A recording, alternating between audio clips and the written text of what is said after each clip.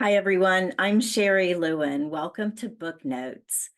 Today we are on episode 4 of Book Notes, and we will be covering a reference book that has been really great and something that I wish I could have found earlier in my life, but it is called 12 Major World Religions by Jason Boyett. And I think that Mr. Boyett has done this is a really amazing book. Not only is it beautiful in that there are pictures, see, it's just really well laid out. So like for each religion, there's a beautiful image of one of the major sites or temples or locations related to the religion. But anyway, let's go through it. I'd like to share what I like about this book and all the ways that you might be able to use it in your business or personal life. One of the things that I really enjoyed, the first introduction part that I was reading by the author, and you can see I've highlighted here, there is a quote that talks about how he approached putting the book together. And this is a quote of Mr. Boyett, the author. The overall tone of this book aims to be descriptive rather than devotional, respecting all religions while remaining as neutral and accurate as possible. This impartial approach may occasionally challenge some readers, but the topic and structure calls for it. The only subjective opinions in these pages are those speculating on a religion's positive and negative influences with regard to society, and any suppositions regarding the future of the faith. So I came across this book in 2021. It was published in 2016. I was at a monthly teen advisory council meeting. I run a teen council in my area of diverse students who help to organize programs for their peers, for other teens. And we were having dinner. We eat at our once a month meeting, and one of the students was asking a lot of questions about some of the customs around Christmas. And she said she wasn't Christian and was asking some of the other students about what some of the practices that the Christians have during Christmas time. And so then she revealed that she was Islamic. And another student on the council then piped in that she was Hindu. And then it went on with the discussions. Well, it turns out that we had 5 of the 12 religions in Jason Boyett's book on our teen council at one time. And it prompted me to come look for a resource, and I ordered it online and brought it to the next meeting. And I mean, quite a few of the students really enjoyed looking at it. And I have referenced it a number of times since. I think this is a great book if you are a IDE manager that is looking to understand a lot of different diversity, including diversity of religion within your organization. Then this is a great reference manual. If you're maybe a social media person and you are developing facts and interesting things to share about different religious holidays throughout the year, this would be a great book for you. But what I really enjoyed, I'm going to share with you a few of the features of this book. Let's see. The first thing is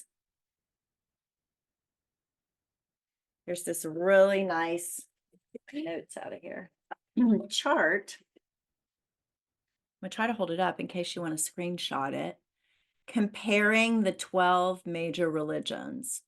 Can I get both pages in? I'm not sure. There we go.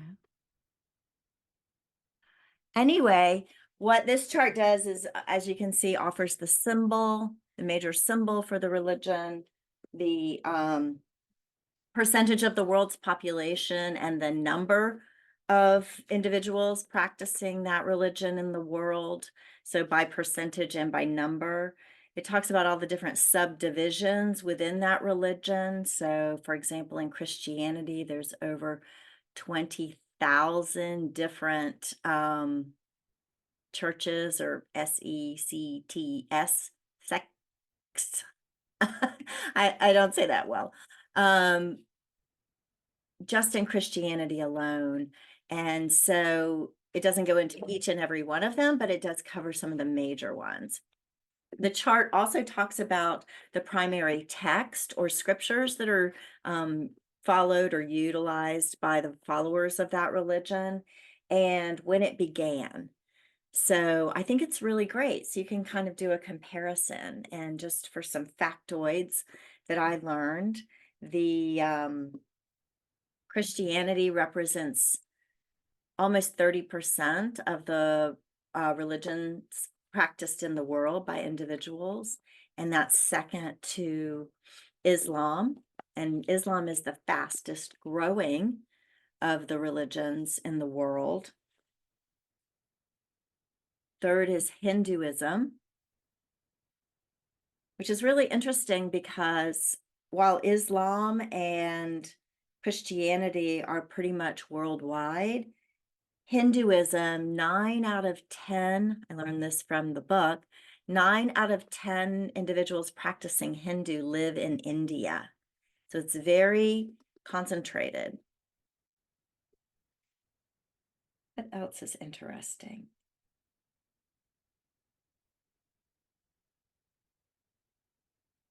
Oh, Hinduism is one of the oldest organized religions that still exists and is being practiced today. So I just found all of those interesting. So the chart gives you a great comparison between them. And then it goes into section by section of each religion. Whoa. Get my notes off. Because this is beautiful the way he has it set up. So here's an example. Since we're in Holy Week, as I'm recording this, this is the setup for Christianity. It has a beautiful image of a sacred place for each religion. And then it gives you a timeline, history of the religion. This is for all 12 in the book. It takes you through the major figures within the religion, the history, the symbols that are being used. For example, the cross is, he discusses a little bit about how it is potentially passed down as a variation of the Egyptian symbol of the Ankh. And if that's of interest to you, you can go look that up. And then it was adopted by Christians based on the crucifix being the ultimate sacrifice, with Christ on the cross. And that's how the cross became symbolism for Christianity. And then what I also learned through this book is all of the different religions, even though I grew up in all the different Baptist, Latter-day Saint, Catholic, Protestant, Methodist, Presbyterian. I attended all of those subdivisions of Christianity at some point in my childhood and ongoing in adulthood through various times. So I was very familiar, but I never really had dived into Holy Week, which starts on Palm Sunday, which is the Sunday before Easter. And that represents the day that Jesus arrived in Jerusalem. And as he was arriving on donkey, they were laying palm fronds in front of him, like as a welcome, roll out the red carpet, if you will, but palm fronds. And so that was interesting for me to learn here. Also on Thursday, what is it called? On Thursday.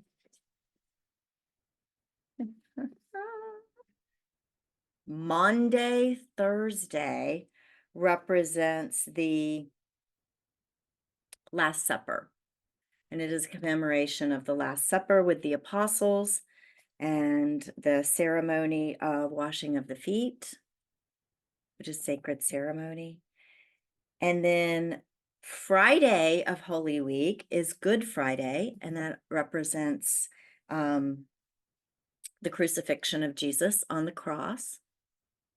And then Easter Sunday is the last day of Holy Week and represents the resurrection, which is most well known by Christians around the world. So that's just a little bit of what is covered here, a little paragraph about each of the celebrations for Holy Day.